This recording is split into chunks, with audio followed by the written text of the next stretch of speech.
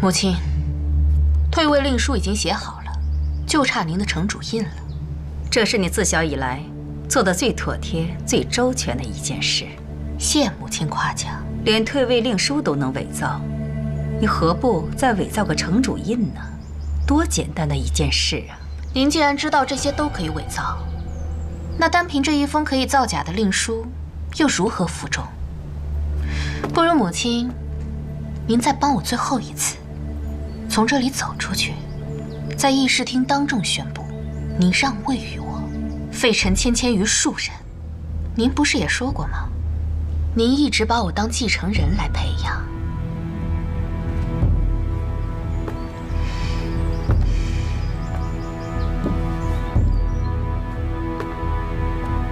花园城主治理城邦已20有5载，曾遭遇动荡，然幸赖祖宗之灵，危而复兴，仰瞻天文，俯察民心。今民心虽在，城主却身体抱恙，无力支撑花园城未来。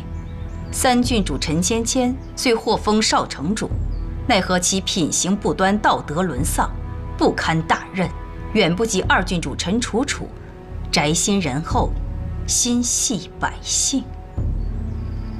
哼，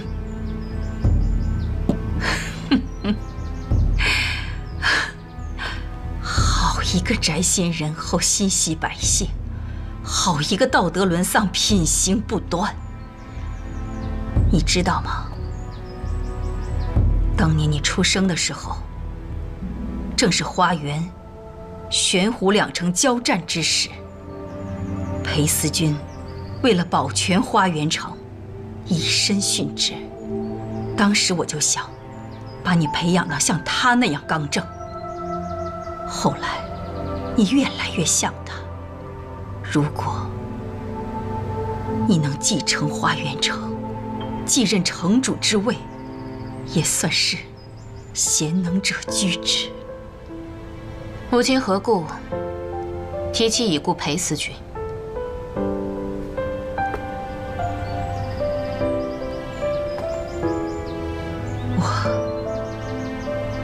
我只是想起了一些往事，觉得这么多年的心血，我都白费了。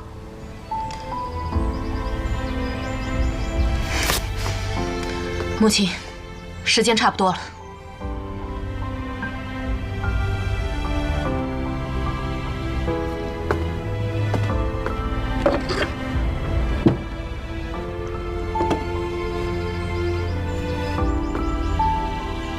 你还记得这印上这个角是怎么缺的吗？当年你小的时候，拿着它当玩具，抛着玩儿，不小心磕掉了一个角。我也没有怪罪你，没想到你再摸到它，却用它做了这样不忠不孝的事情。早知今日，当初我就该重重的罚你，让你知道什么叫大逆不道。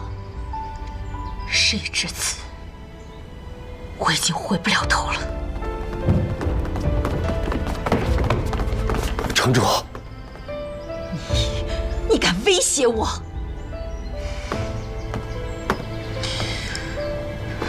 母亲，您就成全女儿这一次吧。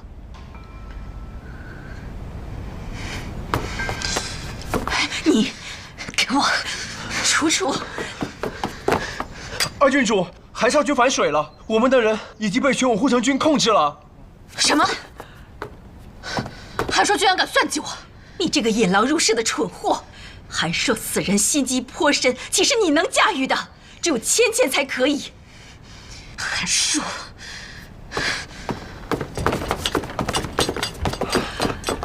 城主，城主，城主！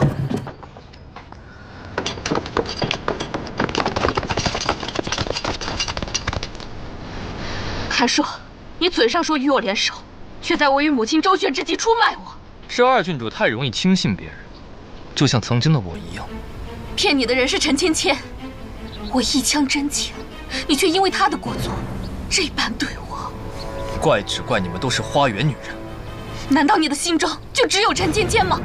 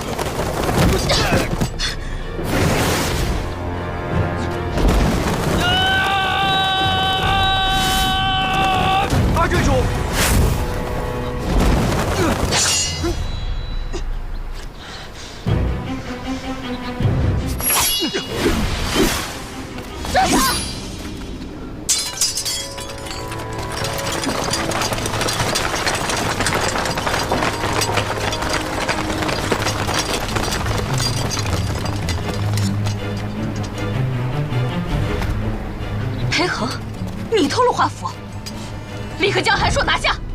护城军护城主保花园，从来不会辱没裴家的生命。看来，在我与你母亲之间，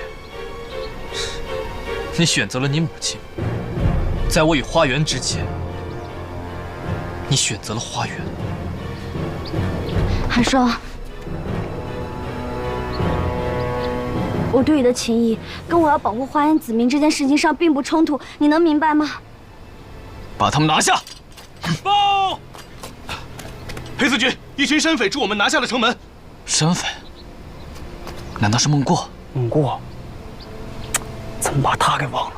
少君，再不走就来不及了。我还有样东西没拿。等我们占领了花园，少城主早晚是你的。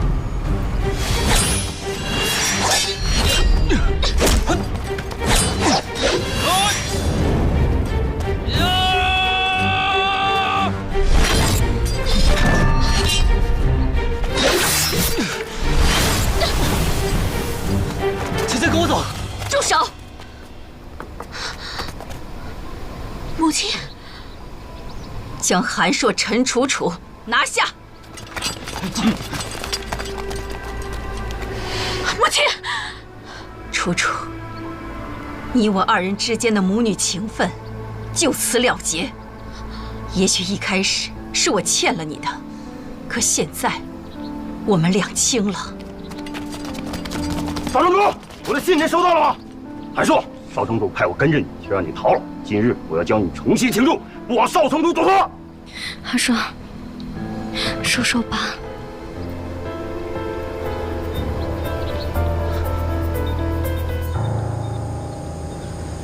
你说，韩硕是主犯，楚楚是人质。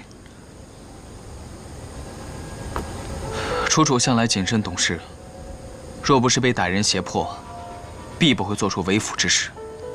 他最后向芊芊刺的那一剑，也是为了阻止韩硕逃走。偷走楚楚花符的人是你，现在替他开脱的人也是你。就算我不替他开脱，想必您也会网开一面，饶他不死。觊觎城主之位可是大错，你怎么知道我会放他一马？凭她是已故裴司君唯一的女儿，凭您曾对我母亲承诺，会好生对待楚楚。你怎么知道此事？当年我母亲战死，您可怜楚楚年幼，将她带回府中亲自抚养。那时我已经记事了。可如今，楚楚已经铸成大错。让韩硕替他死，韩硕一死，便能堵住悠悠众口。楚楚既可以是从犯，可以是人质，也可以是卧薪尝胆，最后倒戈的功臣。总之，要将罪名全部推到韩硕头上。好，青出于蓝胜于蓝，的确不负你母亲的盛名。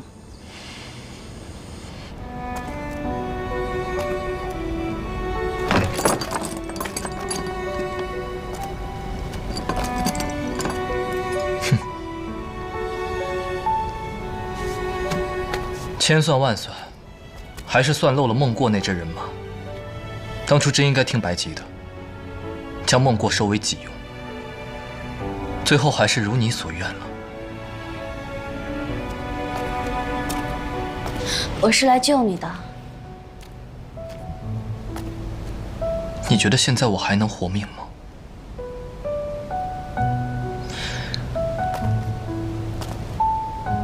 母女反目，姐妹夺权。花园城主就算是为了脸面，也会将我灭口。我让你活，你就能活。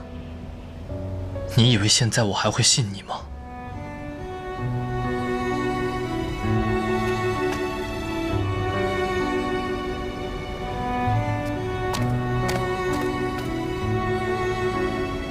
韩硕，你到现在都不知道我对的感情是真是假吗？我觉得我是个聪明人，但每一次都让我感觉我是自作聪明。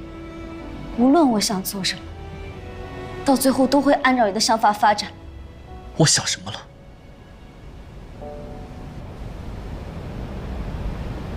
一寸芳烟，勾勒浓淡；一次千金，最怕情浅。晨星之上，花闪转，风雨无微微流言。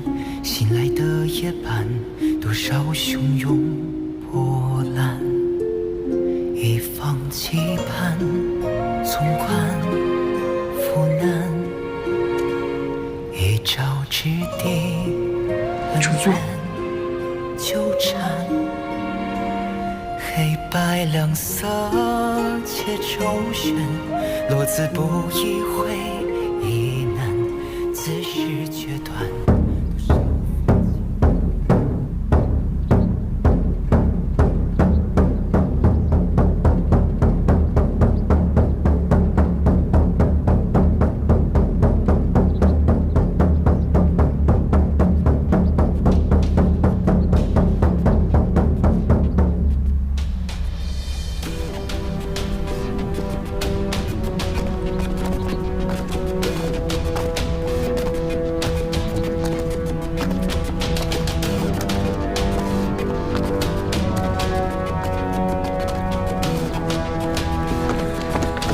芊芊，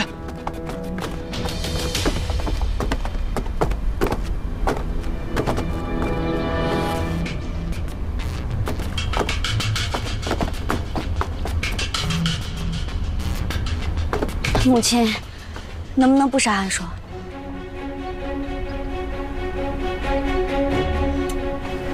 若是今日你一定要杀韩硕，那我就与他一同死在这儿。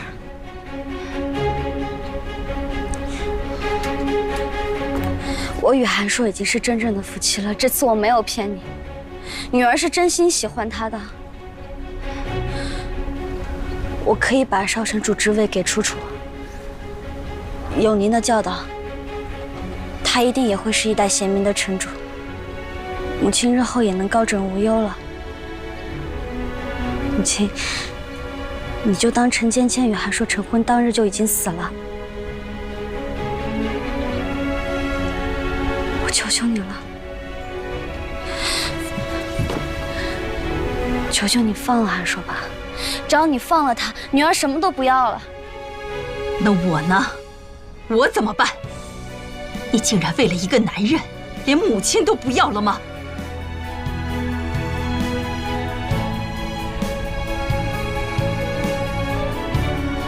母亲，你当城主开心吗？少城主之位本来就不是我想要的，我想要的只有韩硕一人。那我更要杀了他！斩！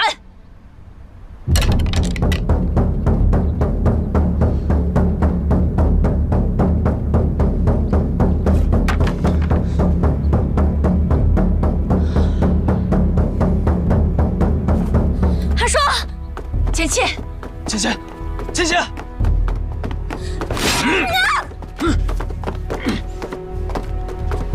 说，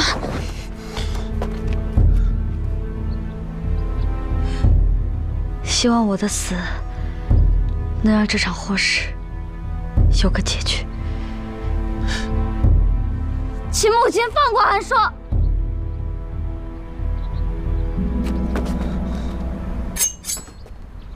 芊芊，芊芊，不要！小芊，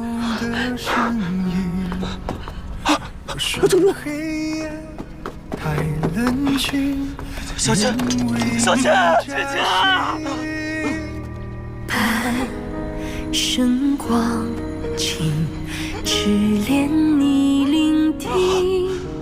明若浮萍，愿从此定，宠辱不惊。放眼平生，的愿望都和你有关。同享悲欢，共患难，乱世也心安。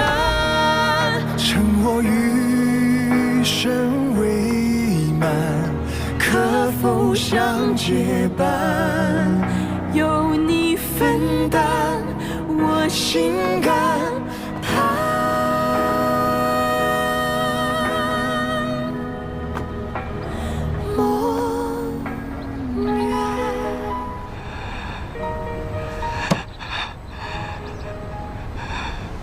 别看了，省得伤心。是我错了，我不知道芊芊要对你用情至死，为了让程初赦免于你，居然自强还锐。如果我知道，就不会去投桃花府了。率护城郡围攻你，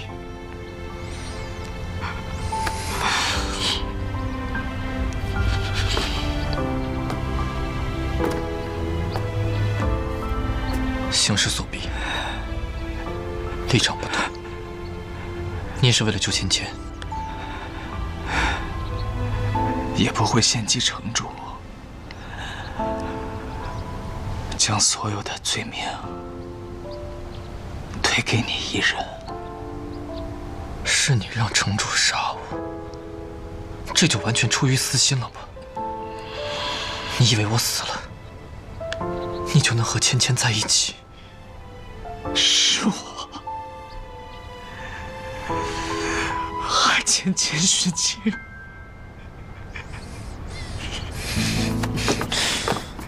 是，都是因为你。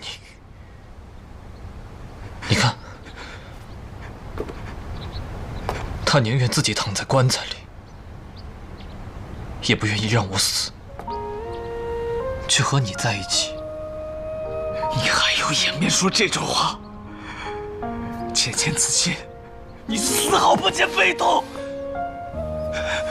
可见你对他只有欺瞒、利用、作弄。我恨就恨在没让芊芊认清你的真面目，让你认罪伏法。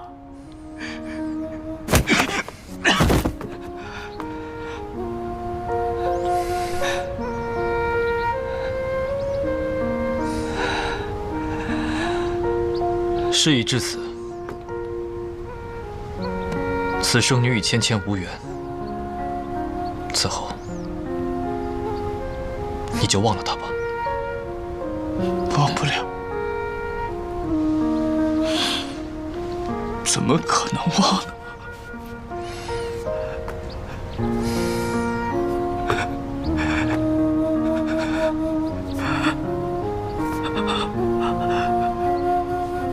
是我让他等了太久，从20起，我俩会约既定，我就应该顺应这段姻缘。怪我年轻气盛，一拖再拖，才与他一再错过。你的意思是，如果你早点下手，就轮不到我了？玄虎这男子薄情寡义，早知如此，我当初就不应该把他让给你。你让的，明明是我自己争取的。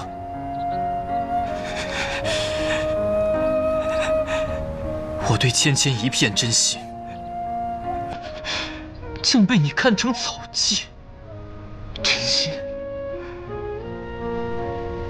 少君肯为他殉情吗？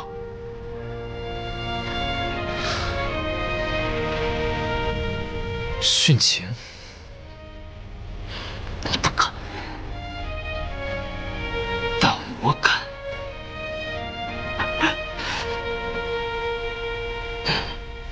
芊芊是我害的，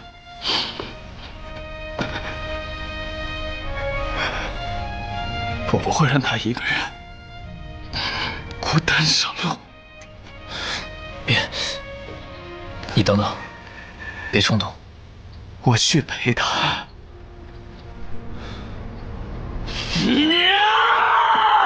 我让你等等。等等。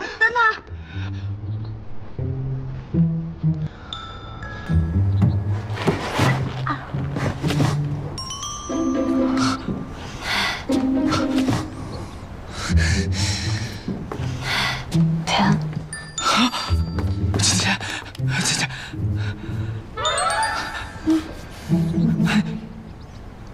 你还活着？做了个道具，想瞒天过海来着。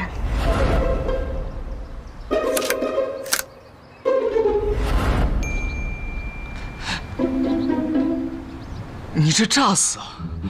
哎，不是说好骗过所有人，怎么一轮到裴恒，你就舍不得？你都快逼死他了，安的什么心？这，我就是不小心说岔了。裴阳，对不起啊，让你难过了。我这也是逼不得已，实在没办法了。是为了韩硕，还为了让楚楚放下戒心，你是不是要离开花园城了？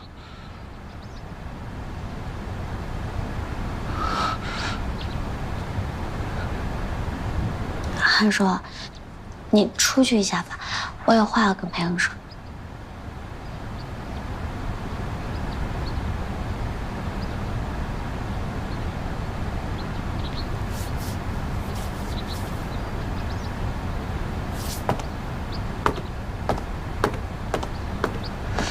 刚才你说的那些话，我都听到了。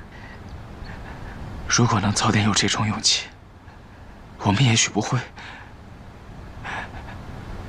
不是今天的模样。裴恒，也许我们一开始就不可能。你喜欢的那个我，并不是你认识的那个我，也不是你想象中的那个我。你就当是我大婚当晚喝交杯酒被毒死了，那个时候你还很讨厌我的。世界上少了一个碍眼的人，你也不用被逼着跟一个不喜欢的人成婚。这样想想，你心里会好受一点吗？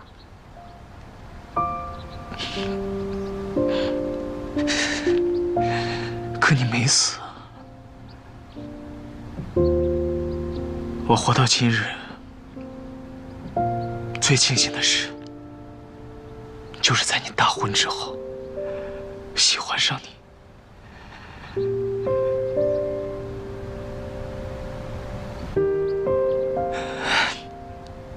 仿佛我的人生，从那一刻起，才开始有了意义。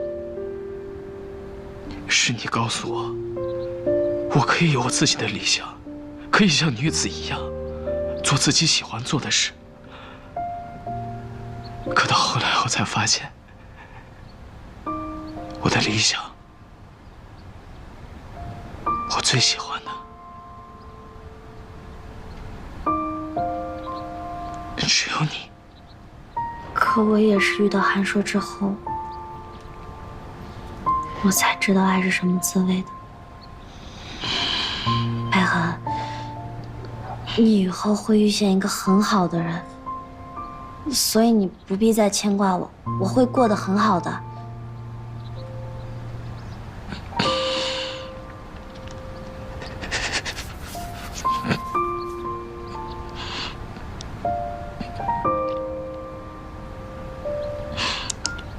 好，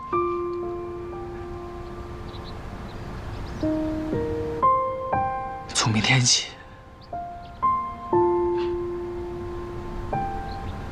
我就不再喜欢你了，你也不必再牵挂我了。好，我们一言为定。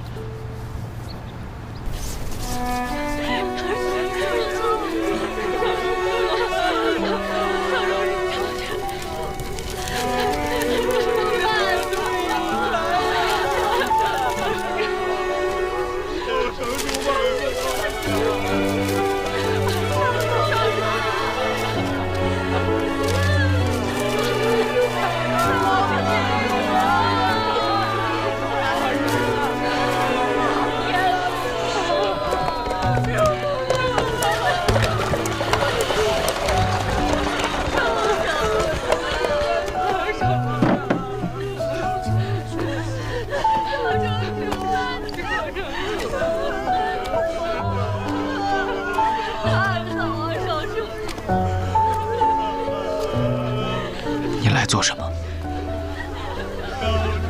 芊芊毕竟是我妹妹，我来调研。他已经死了，我再也不会和你抢什么了。你好自为之吧。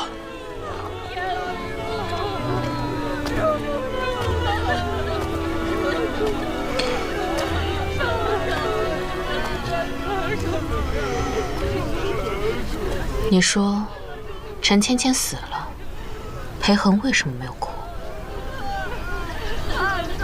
紫竹，去帮我找几样东西。刚才你俩聊什么呢？没什么，你知道这么多干嘛？我怕裴恒对你余情未了。等到你100年之后需要谥号的时候，我就给你取一个，叫玄虎簇王吧。我看行。大部队来了，大部队来了！少城主、城主、大郡主、二郡主都过来调研了，你们抓紧啊！快给我盖起来！我告诉你啊，楚楚可精明的很，千万不要让母亲发现了。快快快！哎，我怎么觉得你有什么事瞒着我呢？不光裴恒这事，我得知道你全部，这样我才安心。少君，你们倒要快点啊！人都来了。快盖下！我们俩都坦然相见了，哪还有什么事能瞒着你？盖下！哎，你撒谎的时候，这眼神总是飘忽不定的。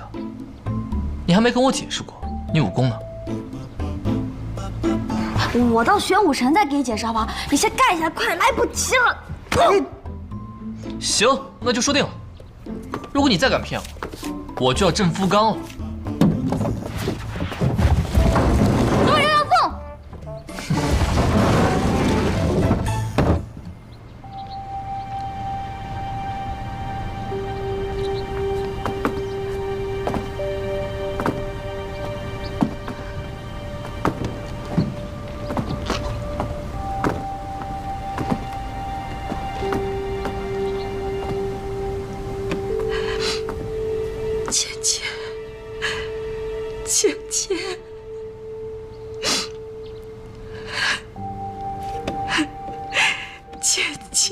母亲，我们再看芊芊最后一眼吧。城主，还是别看了，免得伤心。母亲，母亲，芊芊已经去了，你身体为重。罢了，别看了，还是让她歇歇吧。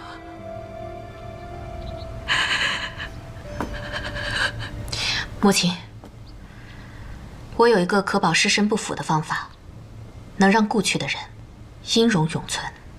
什么方法？以丹砂炼制水银，灌入血脉，可保遗体不朽。这不是要毒死我吗？芊芊生前怎么说也是少城主，怎可对尸身不敬？算了，还是让他安息吧。既然如此，我府上有一块上好的棺木，密不透风，可驱虫防潮，也显逝者尊贵。一会儿给芊芊换上吧。棺材封得死死的，不等韩硕把我挖出来，我都憋死了。芊芊忤逆城主，算是罪人之身，不配用这么好的棺材。二郡主还是留着自己用吧。既然是罪人，不能入祖宗陵墓，但母亲也不可能看着芊芊在外流浪，做孤魂野鬼吧。不如就土葬改为火葬，将芊芊炼成一颗舍利，供奉在祖宗祠堂，以为她在天之灵。这是想将我灰飞烟灭啊！死都不肯放过我。二郡主和芊芊究竟有何深仇大恨？韩硕，你如此激动，莫不是心虚吧？难不成你对芊芊做了什么手脚？陈楚楚，她可是你妹妹。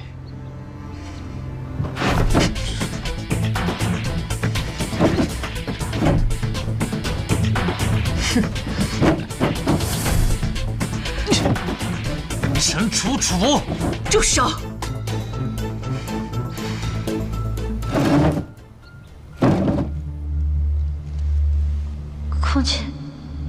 空气没了。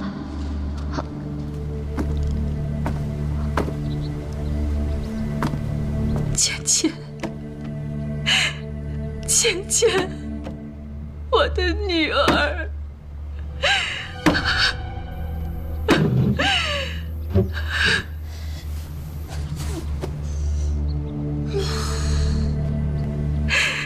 芊芊，母亲与你就此诀别。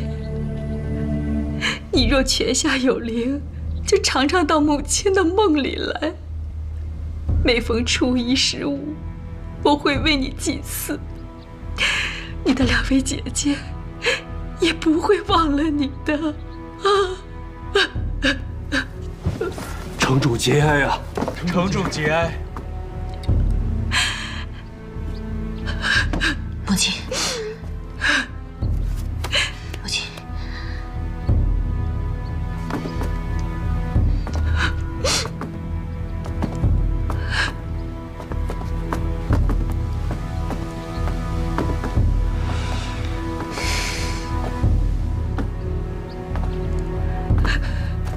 圆圆，圆圆，楚楚。以后，母亲就只有你们2姐妹了。啊！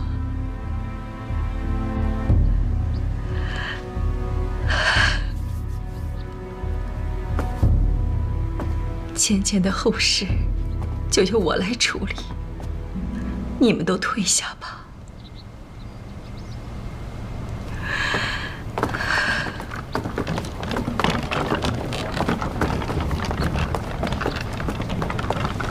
城主，生死有命，您身体为重。韩硕，芊芊为了你，都做到了这种地步，你一定要好好的待她。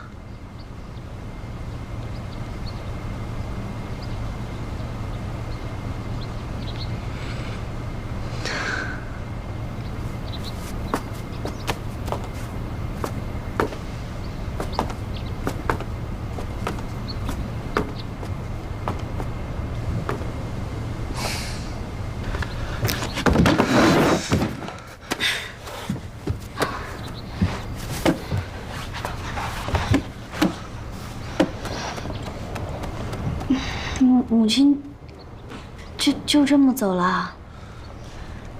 他都不对着我的棺材多说两句，他是不是还在生我的气啊？我死了他都不原谅我。他估计都已经知道你的计划了。嗯？小孩子把戏。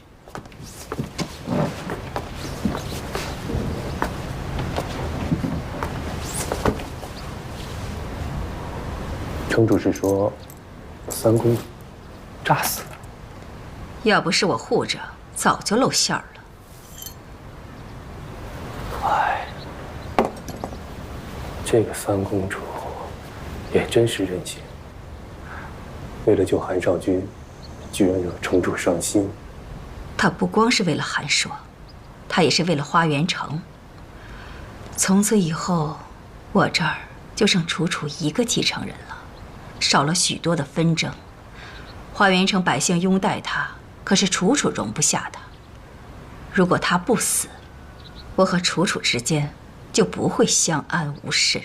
难道少城主这是在让位？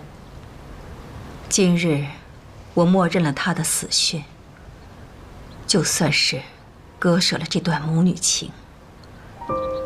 那天在法场之上，他为了韩硕背弃了我，而今天我在灵堂之上，又为了花园城背弃了他。也不知道芊芊会不会怨我。少城主一定会明白城主的苦心的，只是再回花园城那就难了。你们母女相见，不知道又是何年月。今夜命人护送他到陵园，给他离开的机会。是。城主已经下令，今夜将少城主的寿棺葬入陵园。我要让陈芊芊假死变成真死，永远葬在那里。是，小人一定将此事办好。速去速回，我还要想办法把花符拿回来。其实，若二郡主升任少城主，那司军一职交给裴公子，也算合适。你在说什么？男人怎么有资格带兵打仗，执掌护城军？不过等我当上少城主，会不一样的。我会任命你为副将。小人一定尽心辅佐郡主。去吧。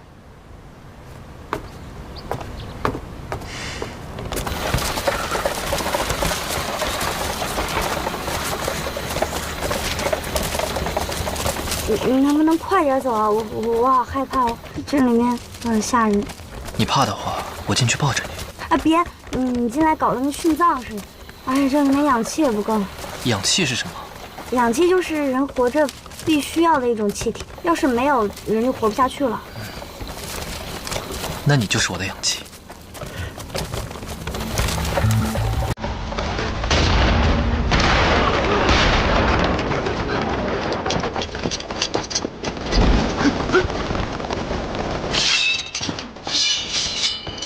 放开他！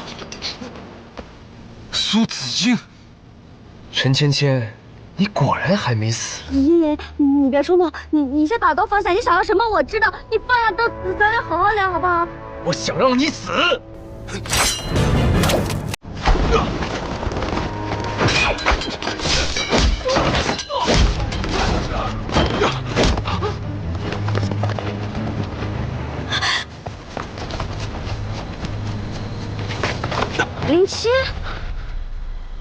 ！07，你没死。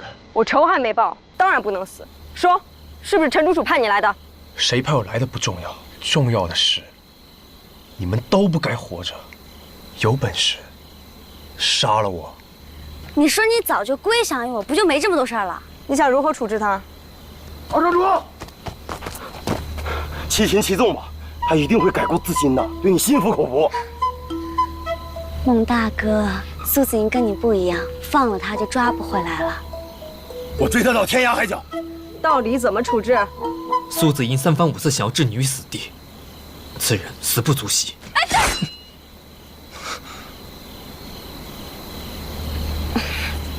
别上，捆着吧，省去许多麻烦。带走吧，你的好兄弟。谢谢。走吧，走吧，走吧，走。你怎么来了？我听说你死了，要葬在这儿，就想来给你上炷香，谁知道赶上这么一出。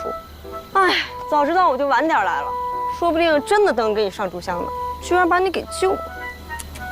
刀子嘴豆腐心，我知道你舍不得我。你倒是了解我。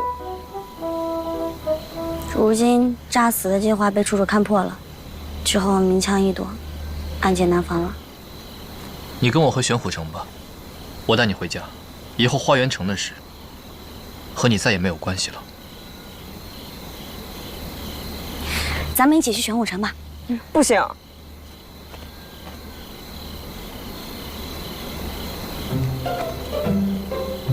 谁呀？那个人是玄虎城的行商，我重伤的时候他救了我。我们，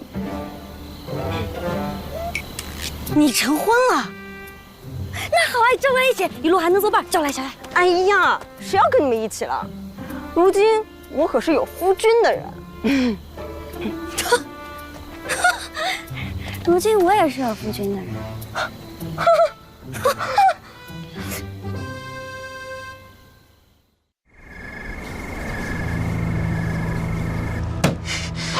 二郡主，属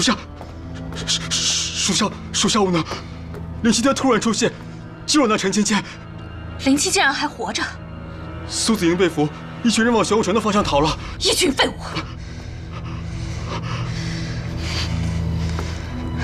再派人去，一定要在他们抵达玄虎城之前杀了陈芊芊。是。裴公子，裴司君。你先下去。是。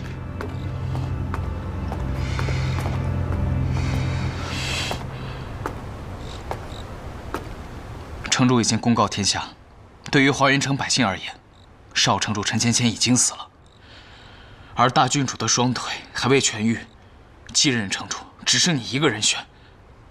为什么你还是不肯放过芊芊？她现在是离开花园城了，但难保母亲日后不会心软。招他回来，为了一个不确定，你就要对自己从小长大的妹妹赶尽杀绝。万一城主得知此事，我救得了你一次，但救不了你第二次。裴恒，你不要以为你在母亲面前替我求了情，就能对我指手画脚。花符的事情，我还没找你算账呢。等我求得了母亲的原谅，我才是花园城司君。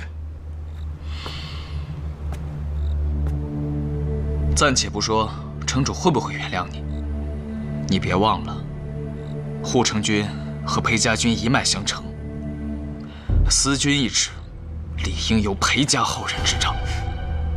那就要看你能不能服众了。我不信，司君一职会一直握在一个男人手里。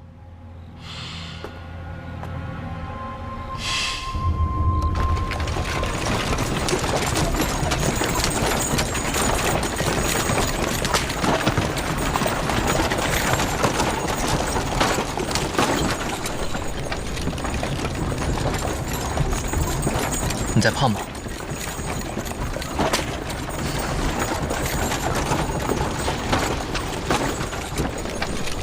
我还说对天发誓，绝对不会让你后悔今天的选择。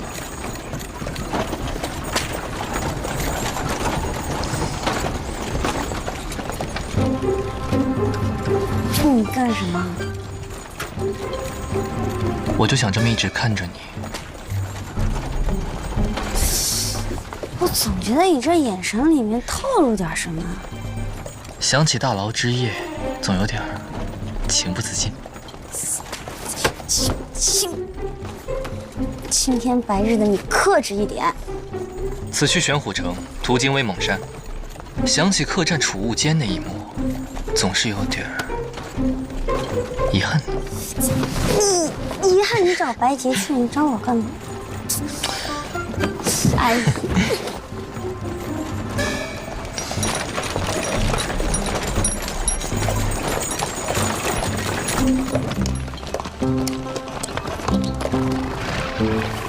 老板，我的酒。来，小二快上酒。来了。来，等晚上这边。不是你们说这橙子跟香蕉要是在一起，他们生的孩子交全呐？三位先生，哎呦，你们怎么跟来了？我还以为再也见不到你们了。少城主，临走的时候呀，韩少君非得把我们带上，我们也不知道为什么，也不敢问。许是怕少城主一路寂寞，让我们一路陪着讲故事解闷儿。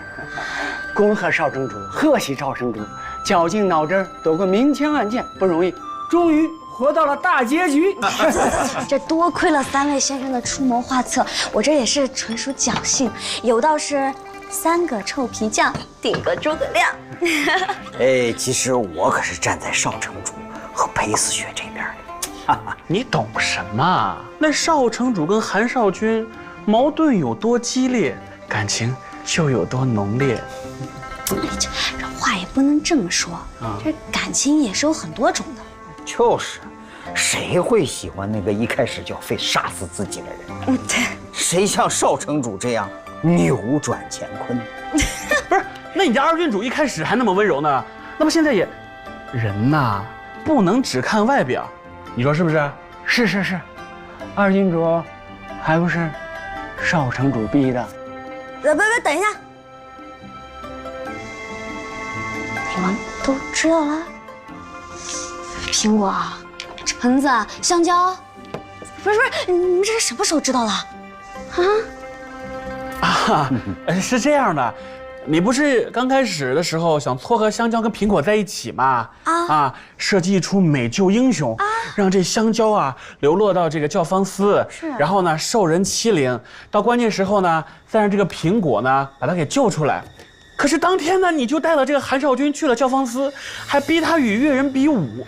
那这我们3个那也不是傻子，这不就看出点端倪吗？对吧？佩服。少城主为什么对周边的人如此了如指掌，而且知道外人很多不知道的秘密，比如龙骨藏在哪里，韩少君有心急，经常未卜先知，这种感觉就好像是你们都在故事当中，而我却在故事之外。对，少城主难道是，神仙转世？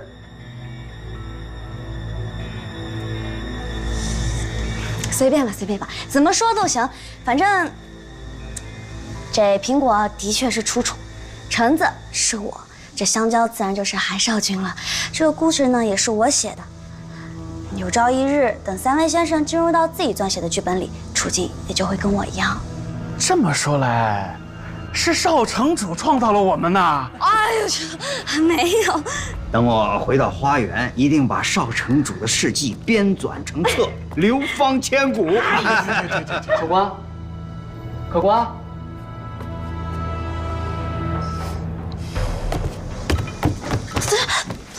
韩硕，不是韩硕，你等等我。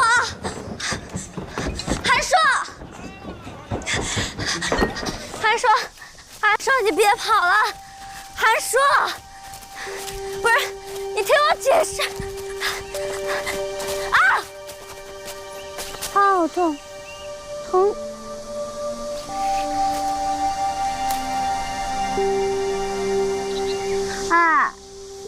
你在马车上说过会一辈子对我好的，这才多久啊，你就反悔了？如果我今天没有听到你们的对话，你还要瞒我到什么时候？我本来是想到了玄虎城慢慢跟你解释的，我真的没有故意想要瞒你，只是很多事情最开始真的不能说了。你故意栽赃我迫害苏木，将我流放。那是因为原来被我写死的人，母亲林七、陆鹏，要不就是中风，要不就是死了。我怕你也会走上我设计的那条路，但是后来母亲醒了，林七也没死，然后我就放心了。我一直想跟你解释的，但是你当时特别恨我，你根本就不想跟我说话。那你要把我推给陈楚楚？当我意识到我自己喜欢你之后，我就没这么做了。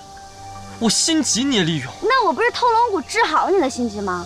你假造密信，在陈楚楚面前栽赃我，这事儿你不是早就知道了吗？我心急也是你设计的吧？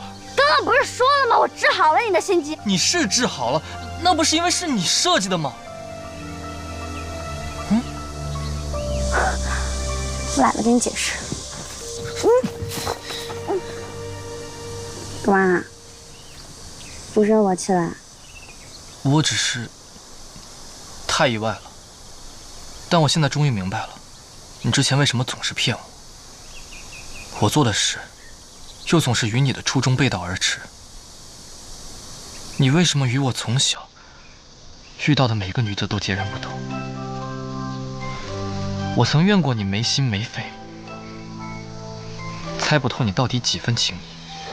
我不懂你身上的真真假假，可此时我能分辨，你喜欢我，是真的，这就足够了。小姐，我终于抓到你了，一个完完整整、没有秘密的你。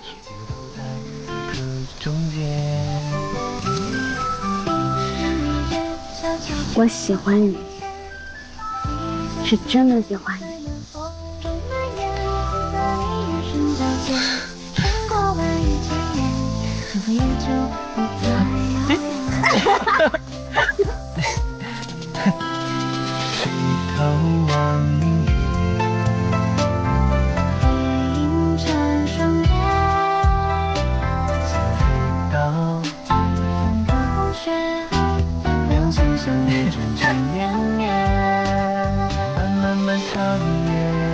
那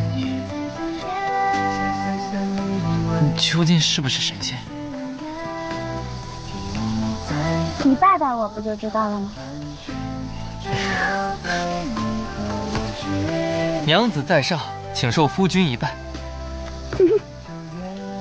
不如趁此良辰美景，你我夫妻二人把前因后果娓娓道来。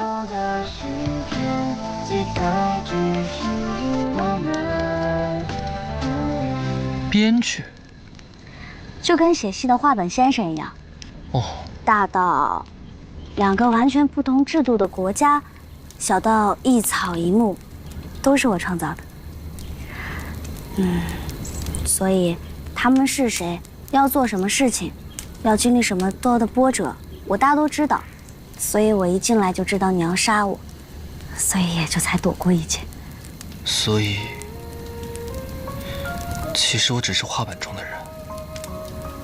不是的，虽然一开始我也觉得他们不过就是一堆纸片人罢了，但后来我发现你们每一个人都有自己的喜怒哀乐，这不是我创造的，这是你们自身的真情实感，跟我们一样。你生活的世界是什么样的？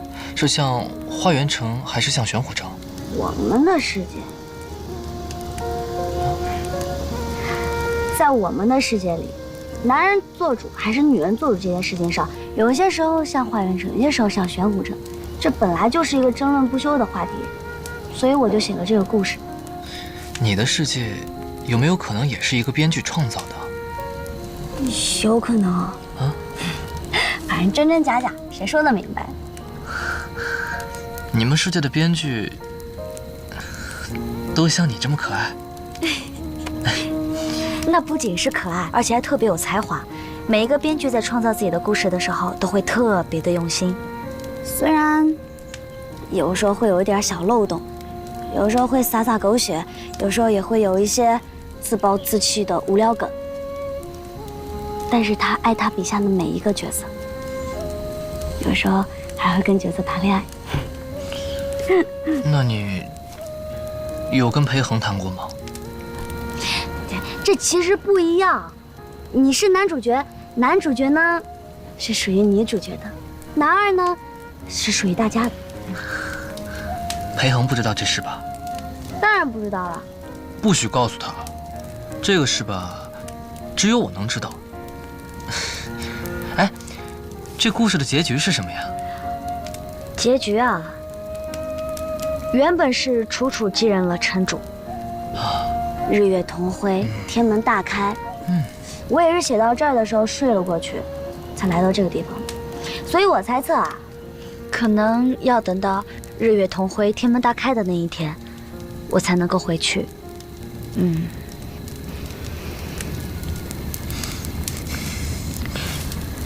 你是不是怕我离开啊？当然不会。等你走了，我就回玄虎城，然后那300个妾室，我一天换一个，一天换一个，我哪有时间想你啊？可是1年呢，有365天，剩下65天怎么办啊？剩下65天，切，你管我？你都要走了，还管那么多？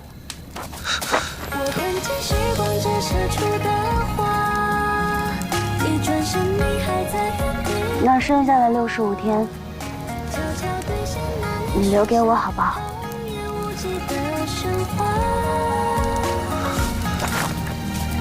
芊芊，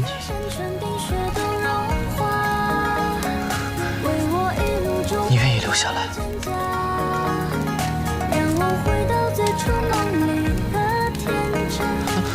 我发誓，我刚才都是胡说的。只要有你在我身边，别人我一个都不要。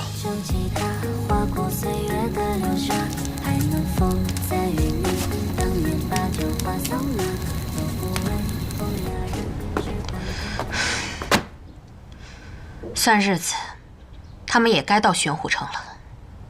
郡主，您说陈芊芊不会到了玄虎城，借些人手再攻打回来吧？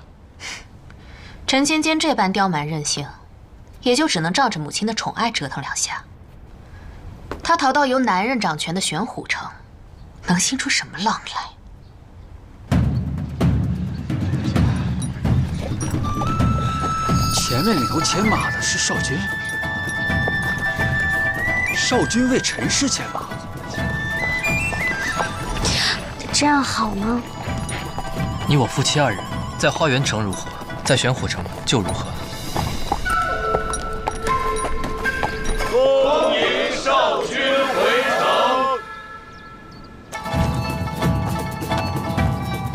少君，城主和城主夫人请您，及随从人等尽快进城，城主已经等候多时。我这就带你回城主府，见我的父亲母亲。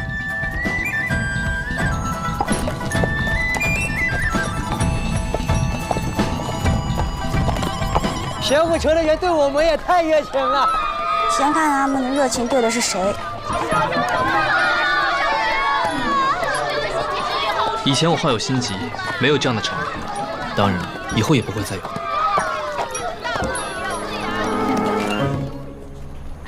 小姐姐，那个韩硕呢？少君去向城主、城主夫人请安了，请姑娘在后花园与众家眷们稍作等候。你说谁姑娘呢？说谁姑娘呢？这可是花园城3郡主，尊贵的少城主。曾经是。哎，你再跟我说一遍。算，入乡随俗，来都来了。嘘。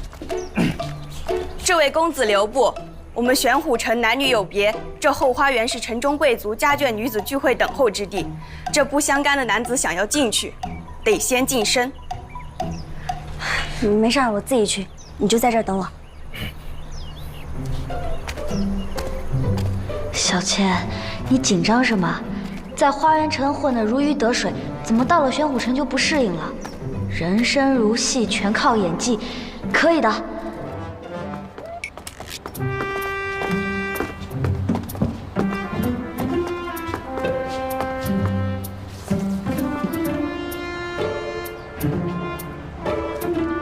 城主夫人到。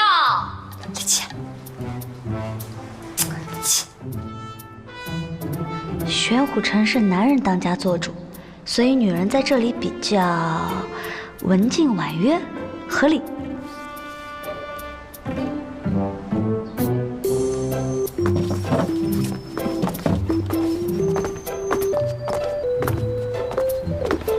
坐下吧。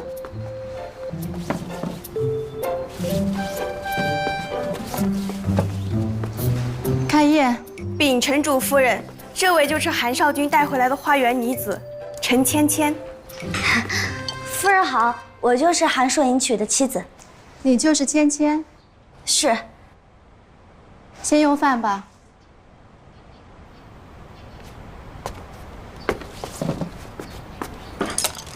在我们玄虎城，女子嫁人后要侍奉公婆，城主夫人用饭，你应当从旁不菜。百善孝为先，请躺。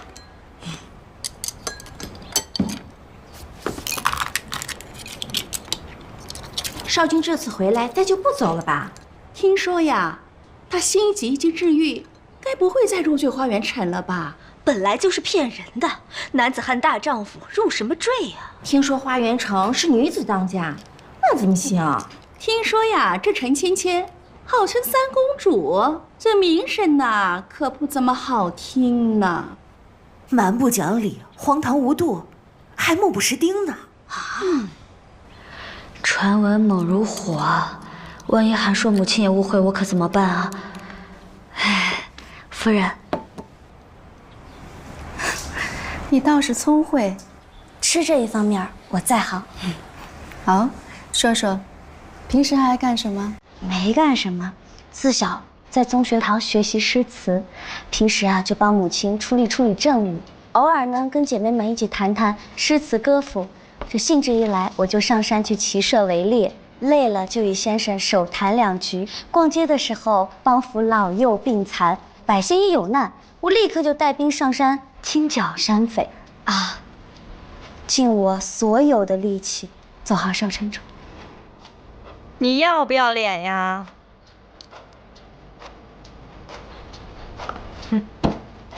没错，三公主在花园城确实深受百姓们的爱戴。女子无才便是德，我们玄虎城女子最忌讳不安于世。这就叫不安于世啊？难道还有更过分的？她以前一天要去8趟教坊司。这。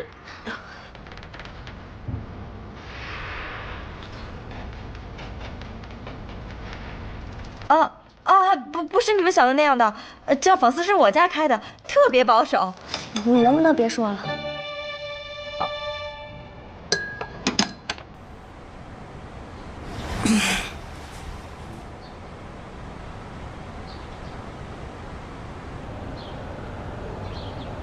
我儿此行辛苦，心疾已经痊愈了。回父亲，已经痊愈。甚好。在花园，你除了治愈心疾，还做了些什么？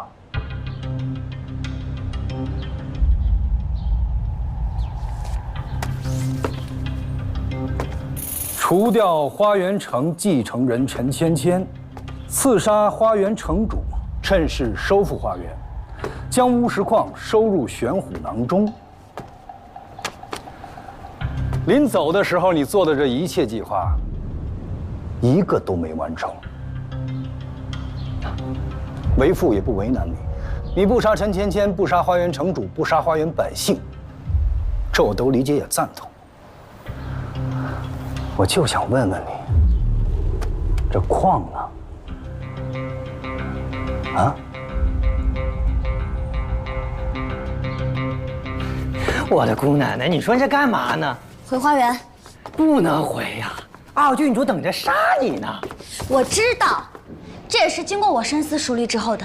既然两边生存环境都这么恶劣，我为什么选个让自己开心点的地方，对不对？还舒服还开心，心可真大呀！你不要命了？你以为我留在这儿就有命吗？啊！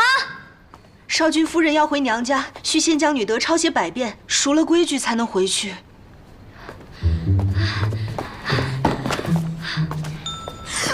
我太难啊！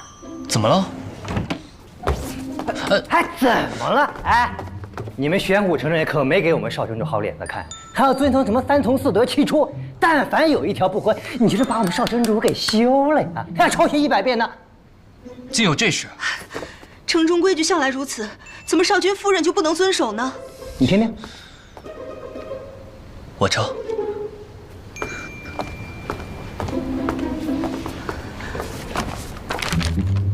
不顺父母者出，膝下无女者出。不对啊，在玄虎城是膝下无子者出。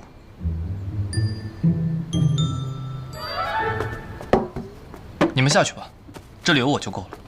请少君夫人服侍少君。哎，你干什么？在玄虎城，以男子为尊。这不合规矩啊！是啊。但在我心里，夫人为尊。怎么样？水温还行吗？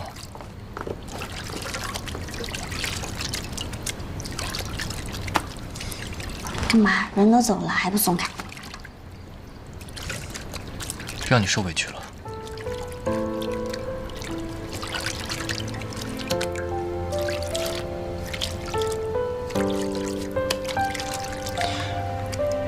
是不开心了吗？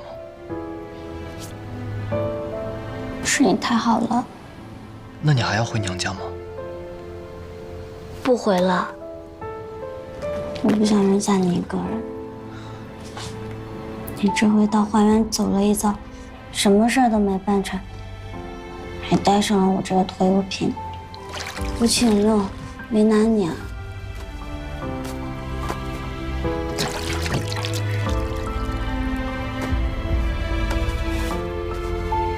切，不就是玄武城吗？不就是大老虎吗？那我陈小娇还有刺儿呢。是。你最厉害。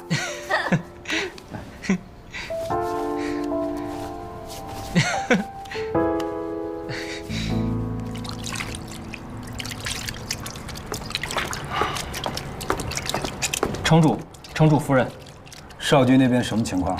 少君那边说，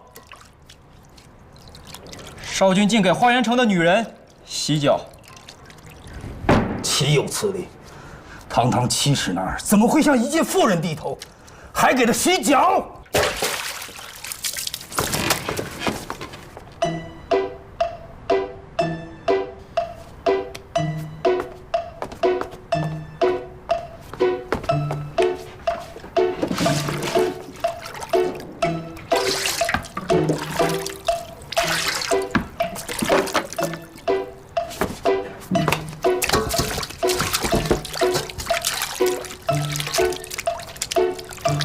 烫吗？不烫，不烫。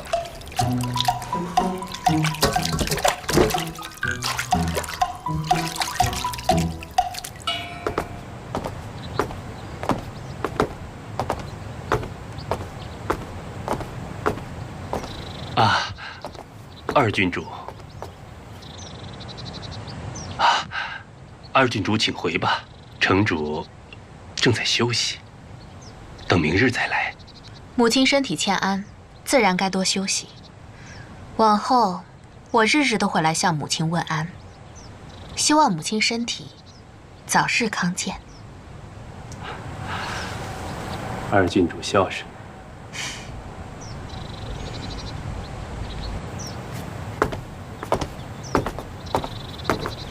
去营地。郡主，裴公子已经正式上任司军一职了，我去会会这位裴司军。司军，玄虎城的战俘应该如何处置？杀了。二郡主。二郡主，如今你无任何军职，擅闯军营，当依军法处置。我怕你这个裴司军没有什么经验，所以特意过来帮帮你。玄虎人阴险狡诈，一直觊觎我花园城的乌石矿和黑水矿，他们的人当然要斩草除根。那敢问二郡主，背信弃义的人和忠心耿耿的人，哪种人更该死？你什么意思？我们与这些玄虎护城军只不过是立场不同，他们只是听令攻打我们，在我看来罪不至死。我会安排他们到矿山劳作。而你犯下那样大的过错，城主都能宽宏大量，给你一个机会，你为何不能给他们一个生还的机会？你一个男人懂什么是两城相争？玄虎和花园向来都是你死我活的关系，对敌人心慈手软，就是对自己残忍。你放他们走，就是放虎归山，迟早有一日，他们会要了你的命。如今我是司军，该如何处置战俘，我定。哼，那就要问问你能不能服众了。已故的裴思君曾经说过这样一句话：战争总是以好斗为美，以求和为耻。听见了吗？这才是一个思君该有的样子。裴思君的后半句是：然而，只有真正的勇者，才能保持理智，结束战斗。所谓止戈为武，裴公子宅心仁厚，勇敢坚毅，颇有已故裴思君的遗风。属下愿听令裴思君。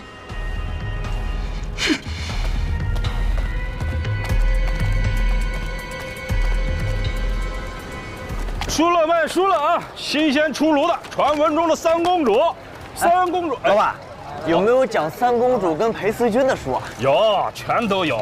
还有三公主和二郡主解木反目的内部消息，可精彩了。哟，可是最终啊，是二郡主赢了，我还是喜欢三公主。谁说不是呢？就论其有情有义，三公主才是女中豪杰。嘘。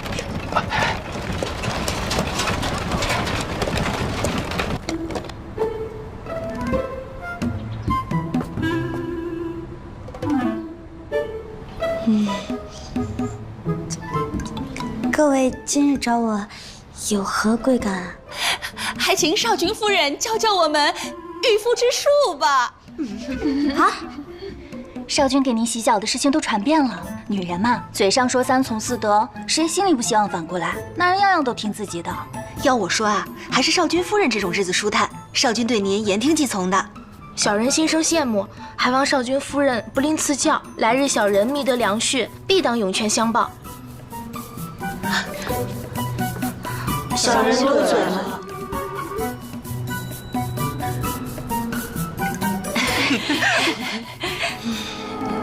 什么是御夫？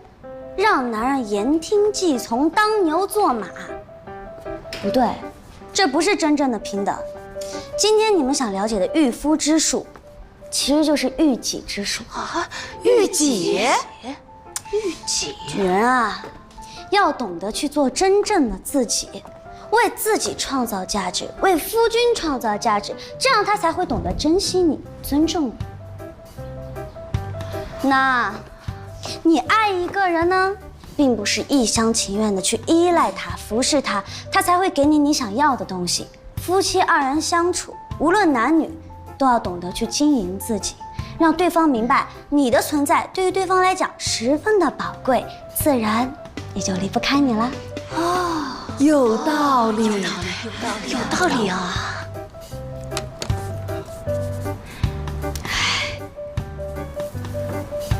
这谁信啊？这我都变成情感专家了，要把这事给姓韩的影帝说，谁信的？我明白了，说白了就是得吊着，得学会发脾气。该邀功的时候别客气，撒娇眼泪治不好，样样都管用，让他怕你。对，不对，说什么呢？不对，不是这个意思。这重来，笔记撕掉。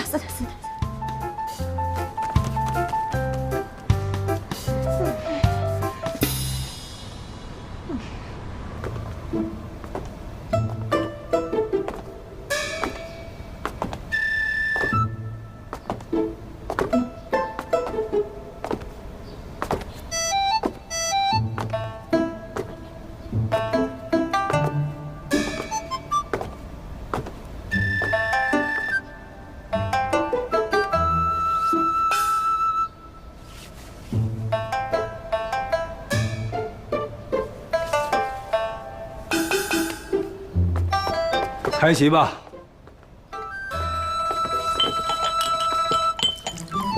我家那口子最近也不知道怎么回事，鼻子不是鼻子，眼不是眼，处处挑刺。不知道受了谁的蛊惑，非要出去找废差事，弄得全家都不得安宁。我家里也是，天天闹着回娘家，还要向花园学习，不给洗脚，不再回来。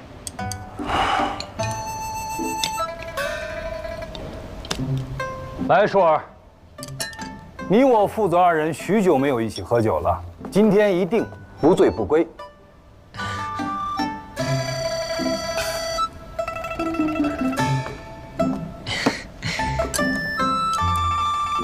来，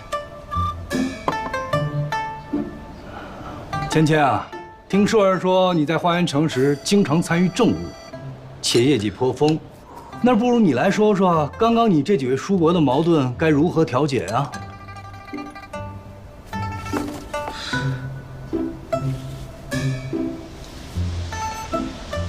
想问在座的长辈，家里的家务谁来操持？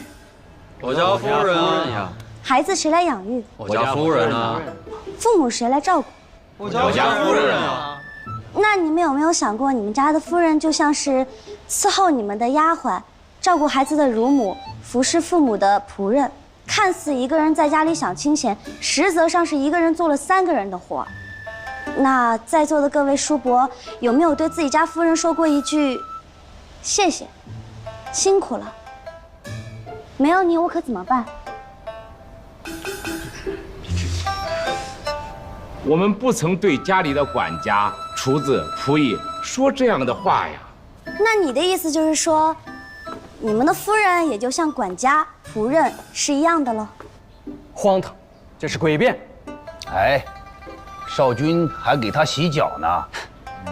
说到底，女人也只能做这些东西了。除此之外，还能做什么？不对，女人可以在家里操持家务，也可以在外跟男人一样处理政务。好大的口气啊！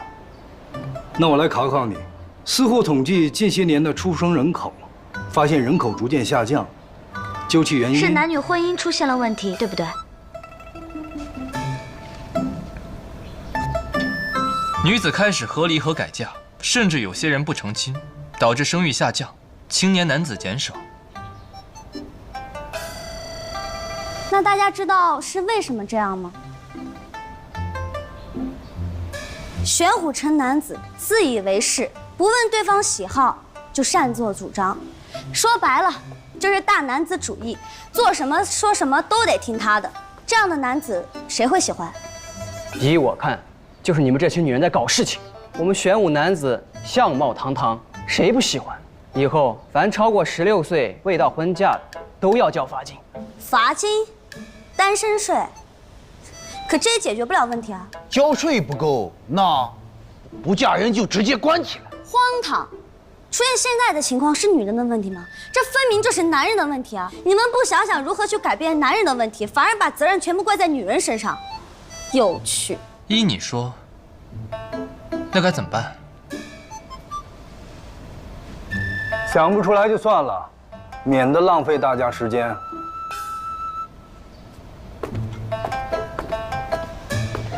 开放玄虎城与花园城通婚。花园以女子为尊。 玄虎以男子为尊，自古以来，两城势不两立，何以通婚？玄虎花园两城僵持，两城的人民也受到了影响。说到底就是文化差异的问题。比如说，虎，在玄虎城是威猛权力的意思，可是，在花园城就是傻愣愣、莽撞、没脑子的意思。你刚刚说什么？ 不过近2年也是有可爱的。对内呢，我们可以解决玄虎人口下降的问题；对外呢，我们可以化解两城因为文化差异矛盾形成的误会跟隔阂，交换资源，这样百姓安居乐业，生活富裕繁茂。怎么样？咦，花园城的女人可不敢娶哟。可你们的夫人、女儿、姐妹可都想嫁给花园城的男子呢。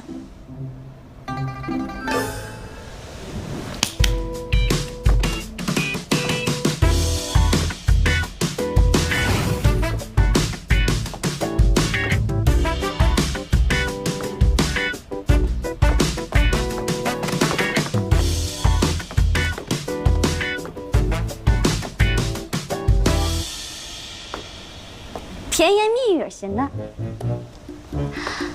威猛无比型的，温柔体贴型的。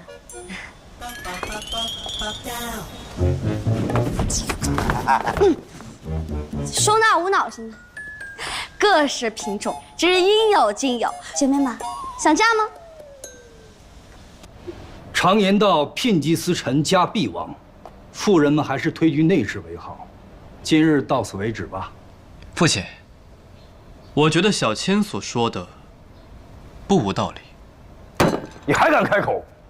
我让你带矿回来，你带什么回来？它是矿吗？它能烧吗？烧不了。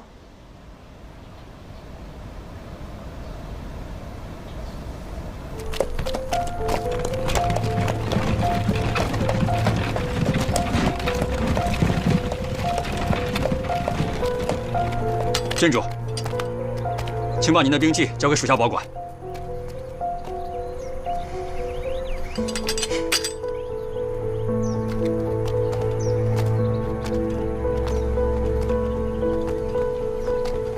这些人似乎不是往日的守城护城军。听说城主最近好像加强了防备，亲自点兵点将选拔的城主守卫。难道母亲要一辈子都防着我吗？郡主，这次城主好不容易召见您，您一会儿可要小心行事，务必哄得他原谅您。这个我自然知道。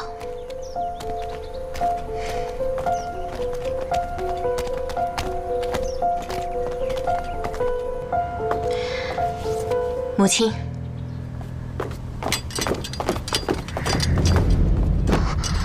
解释吧。母亲，女儿根本不认识此人。他已经全部都招了，你还想说什么？请母亲原谅女儿一时鲁莽。一时鲁莽，畜生！你竟然做出这种惨无人性之事！你知不知道，芊芊为了给你让位，才会与我假死诀别。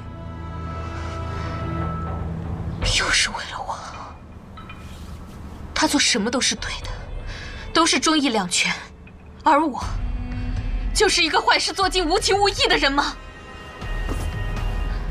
难道不是吗？母亲，你曾经教导我，成大事者必须斩断情分，才能成就一番大业。我只是不想让你被情感所牵绊，哪里是让你去杀害自己的亲人？陈芊芊她没有死，她逃去玄虎城了。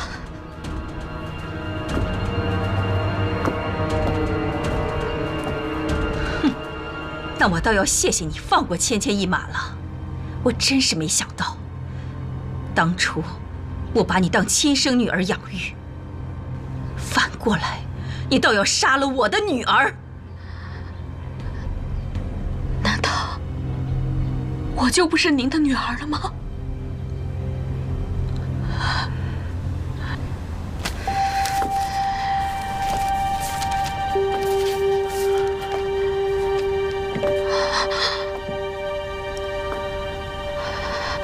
我与已故裴思君交好，情同姐妹。当年她以身殉职，我念在你年幼无知，无人照顾，把你抱进了城主府，还下了封口令。没想到，却养出了你的狼子野心。你派人暗杀芊芊，怕的就是日后她回来抢你的城主之位。可你知道吗？我现在大可以就下令立你为少城主，也可以直接任命你为下一任城主，整个花园城都是你的。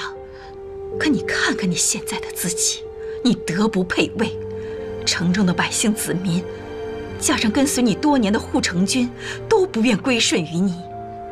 这个位子，你坐得稳吗？你拿什么说服我将这花园之城托付于你？你又对得起已故的裴思君吗？啊！